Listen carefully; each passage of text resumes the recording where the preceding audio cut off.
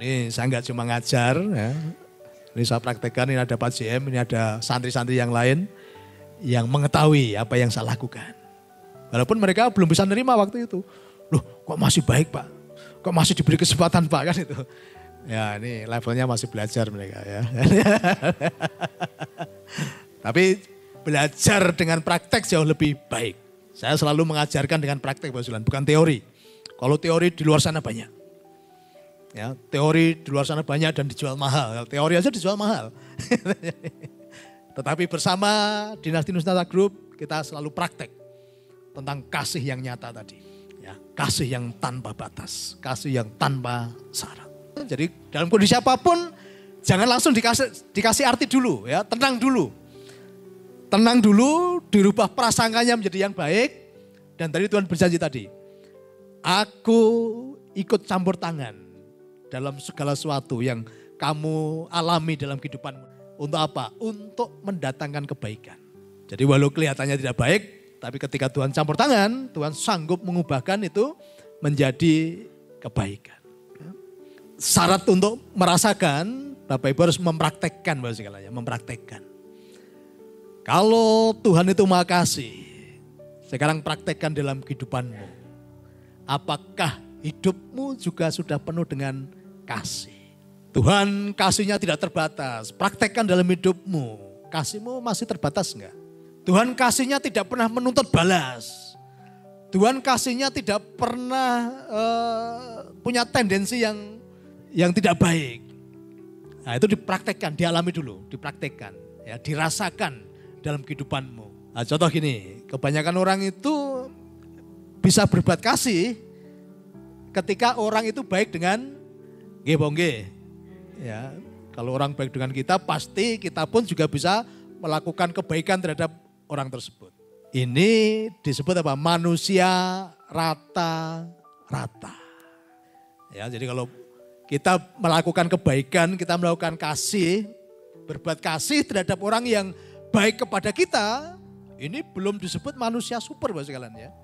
Ini masih manusia rata-rata. Kebanyakan orang seperti itu gitu loh. Ya, jadi kebanyakan orang itu masih seperti itu. Nah sekarang kita praktekkan kasih Tuhan tadi, kasih yang tanpa menuntut balas, kasih yang tanpa syarat.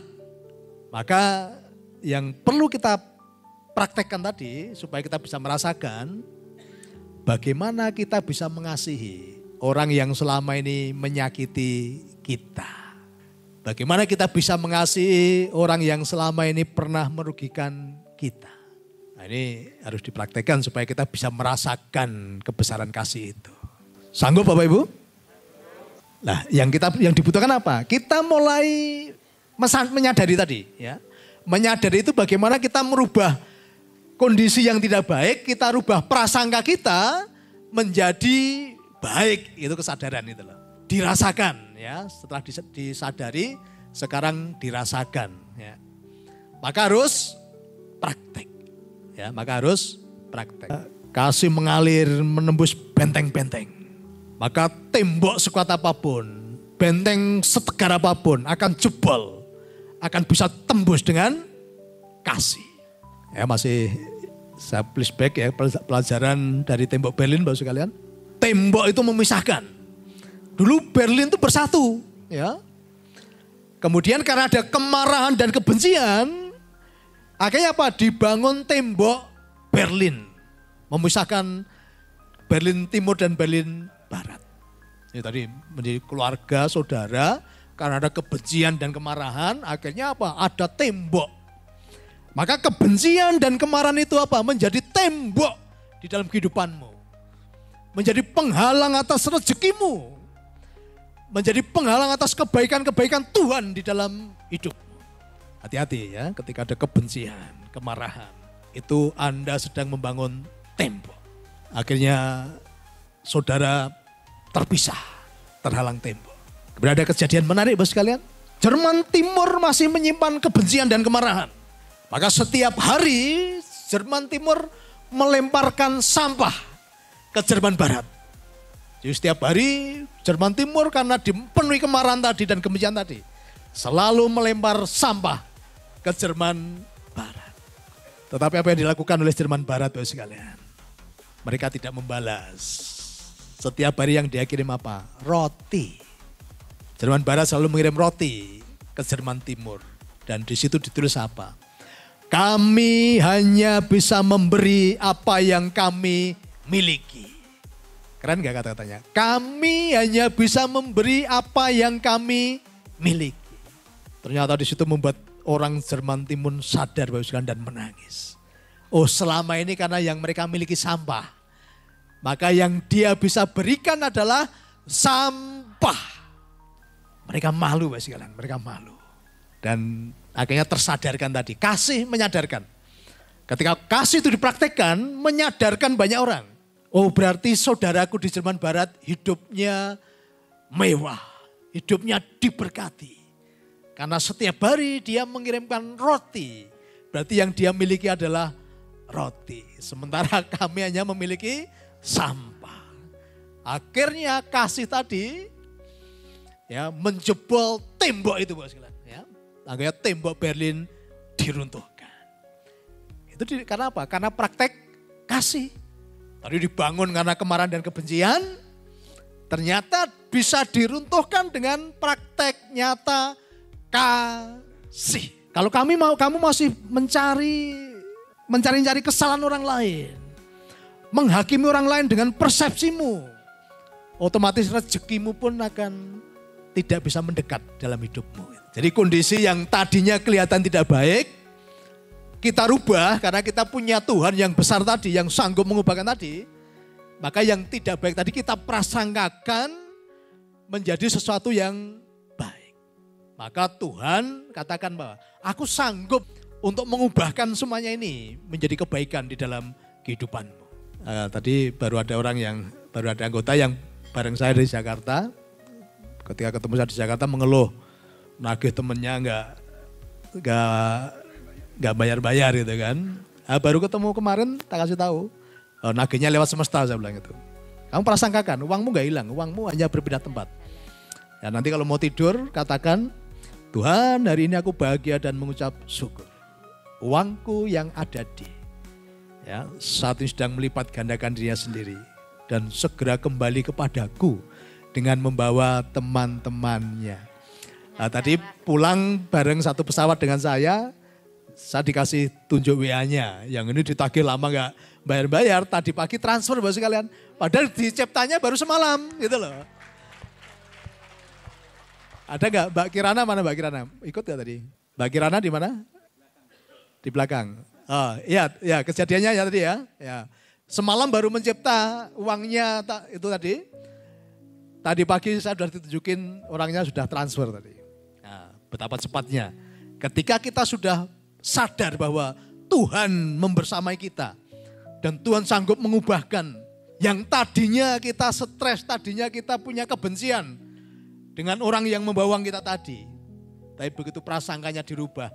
Tidak pakai lama Bapak sekalian. Malam dirubah. Pagi langsung dapat WA. Ya, transfer gitu. Coba kalau nagih sendiri lama itu. Tidak tahu saya dapat fee enggak tadi ya. Sore ditagih, tinggal tidur, paginya transfer. Nah inilah ketika kita sudah apa? Mengalami kesadaran tadi. Maka disadari. Nah, ini pelajaran untuk kita semuanya. Maka kasihmu jangan pernah terbatas. Kasihmu jangan dengan syarat. Kasihmu jangan dengan pamrih. Kasih apa adanya, lakukan itu. Maka Tuhanmu yang Maha Kasih pasti akan membersamaimu. Akan memberikan, menyediakan keajaiban-keajaiban yang besar di dalam kehidupanmu. Ini apa? Bersama dengan orang-orang yang hatinya penuh dengan kasih dan sayang. Tadi kami gak pernah merugikan Bapak sekalian. Kami bertetanggaan baik, kami gak pernah merugikan.